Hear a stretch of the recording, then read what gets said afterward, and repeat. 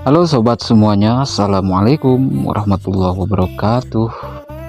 Jumpa lagi bersama TH Channel Official, channel yang membahas tutorial YouTuber pemula, juga membahas aplikasi-aplikasi Android lainnya. Oke, buat sobat semuanya yang baru bergabung dengan channel ini, silahkan diklik tombol subscribe-nya dan nyalakan lonceng notifikasinya agar sobat mendapatkan notifikasi ketika channel ini mengupload video baru.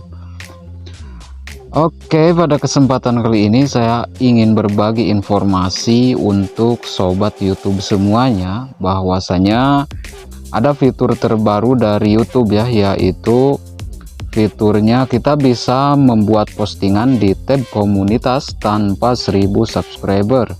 Yang sebelumnya kita kalau mau membuat postingan di tab komunitas itu harus memiliki 1000 subscriber minimal, namun sekarang 500 subscriber minimal ya, kita sudah bisa mendapatkan fitur membuat postingan di tab komunitas. Oke, bisa dilihat di sini subscriber saya 500 lebih sedikit. Dan kita buktikan bersama-sama. Pertama-tama kita buka dulu Google Play Store kita, kemudian kita tik atau cari YouTube. Pastikan kita sudah mengupdate aplikasi YouTube kita ke versi terbaru seperti ini ya. Sudah tidak ada tulisan update karena saya sudah mengupdate-nya. Nah, kalau sudah diupdate, kita langsung buka saja aplikasi YouTube-nya.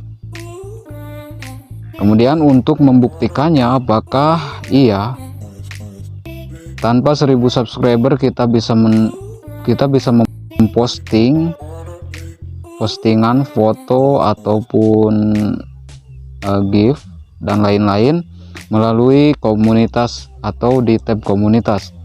Caranya kita klik tanda plus yang berada di tengah-tengah di bagian bawah ini ya, seperti biasa untuk mengupload video.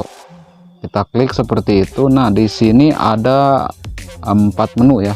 Pertama upload video, kedua buat video short, ketiga live streaming, dan keempat buat postingan. Dan ini channel saya baru 500 subscriber sudah bisa membuat postingan.